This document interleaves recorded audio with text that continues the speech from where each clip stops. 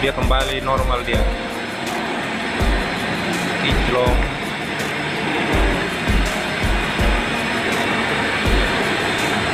Jadi baru lagi. Nanti di rumah lah. Itu berapa anunya ya? Gandernya itu. Harganya. Jadi kinclong lagi, guys. Malah turun dia. Malah guring. Iya kan turun kalau kelamaan tuh. Meleleh gitu. Dan utang jalankan sendiri bisa loh. Hah? Udah lah.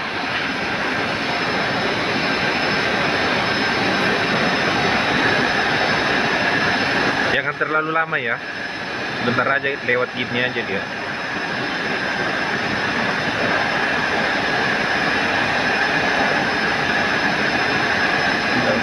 Jadi plastiknya yang udah usang jadi meleleh dan kelihatan jadi baru lagi. Tuh guys, beda kan?